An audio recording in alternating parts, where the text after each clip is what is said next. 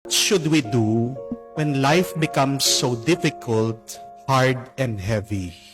Anong magandang gawin pag nagiging ng napakahirap, napakasama, at napakabigat ng buhay? Napakasimple lang po. Look at Jesus. Look at the cross where Jesus was crucified.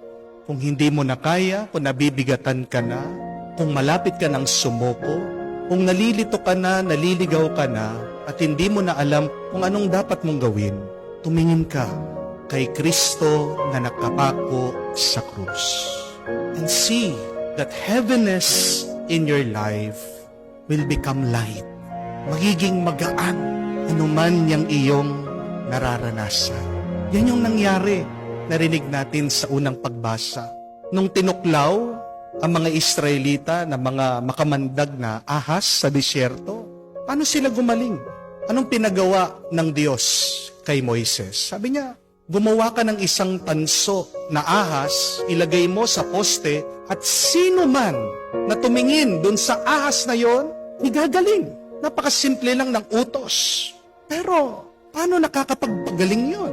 Yan ang nagagawa ng pananampalataya at pagsunod sa Diyos. At narinig natin sa Ebanghelyo ni Juan na ang sino man maniwala sa ating Panginoon na nagbigay ng kanyang buhay sa atin nung siya'y pinako sa krus, pagkakalooban siya ng buhay at buhay na walang hanggan. Mahirap bang tumingin? Di ba hindi? Napakadali lang na tumingin. Pero pinapakita sa atin ng Diyos doon sa simple na pagtingin mo, at kung meron kang pananampalataya, tutulungan tayo ng Diyos. Hindi naman mahirap manampalataya sa Diyos. Amen? Hindi naman po mahirap ang manalig sa Diyos. Bakit nagiging mahirap? Ginagawa lang nating mahirap.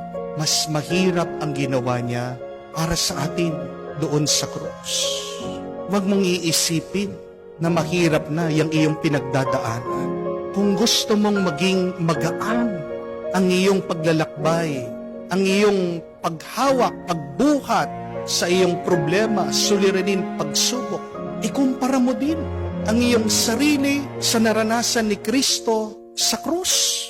Yung problema natin, wala yan sa kalingkingan ng naranasan niya sa krus. Yung iba, nagrereklamo, pinagtaksilan daw sila ng kanilang mga asawa. Si Kristo, ilan na nagtaksil sa Kanya? Lahat ng Kanyang mga alagad, isa lang ang nanatili. Ikaw, asawa mo lang ang nagtaksil sa iyo, pero ang ating Panginoon, yung mga pinakamalapit sa Kanya, pinagkatiwalaan niya, minahal niya. Umalis sila, iniwan siya doon sa punto, sa panahon na talagang kailangan niya ang mga alagad na ito, mga kaibigan niya. Mas grabe ang pagtataksil na naranasan niya. Kung ikaw, pinagpalit ka sa ibang babae, siya, pinagpalit sa mangilan-ngilan na pera. Yung pera na binayad para sa kanya ay katumbas ng isang alipin. Yan lang yung halaga niya para kay Judas. Isa lang siyang alipin. Mas masakit ang kanyang naranasan. Kung sinasabi mo, napapahiya ka na sa ibang tao, sinisiraan ka, nababasa mo sa Facebook o naririnig mo, chinichismis ka, nanggagaling sa ibang tao, mas masakit yung mga narinig niya. Nung hinarap siya sa mga tao, pinapapili ang mga tao, sino bang papalayain? Pinili pa nila, kriminal. Ikaw, ano yung mga naririnig mo na paninira? Na kesyo, pangit ka? Mataba ka? Siya mismo, mabuting tao. Sinisigaw ng mga tao, patayin siya, ipako siya sa krus. Hindi ka naman pinapako sa krus. Kung kala mo, masakit yung iyong nararamdaman sa iyong karamdaman, mas masakit yung kanyang pinagdaanan. Oo, alam ko, nasasaktan ka na sa injection, sa chemo mo, sa dialysis mo.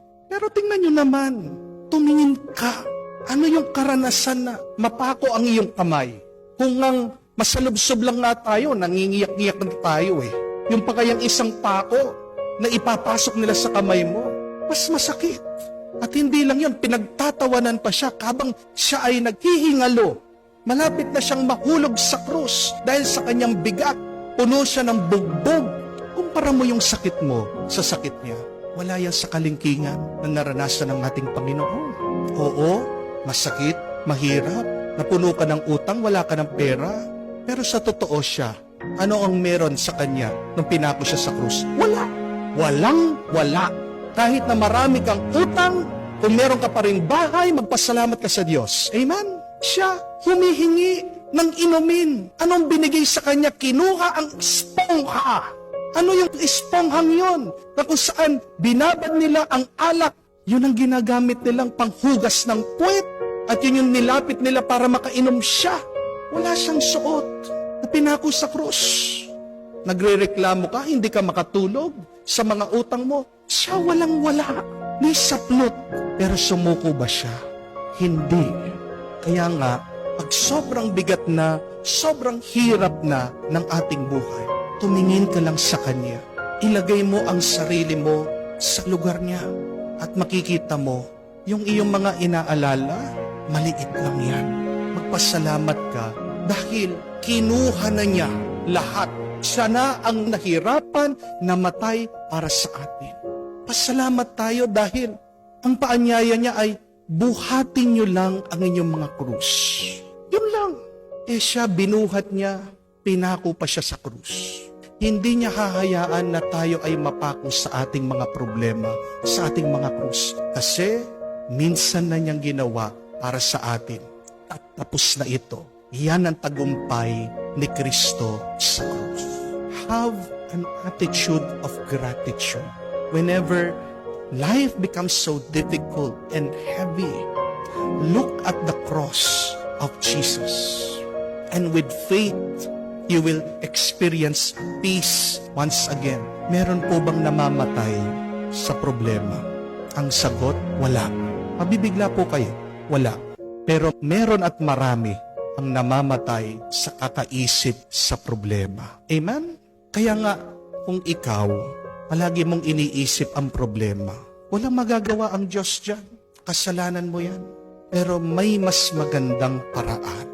Pag naiisip mo na ang problema, isipin mo ano ang ginawang sakripisyo ni Kristo para sa'yo. Pag pumapasok na ang iyong mga takot, alalahanin, pangamba, tumingin ka muli kay Kristo.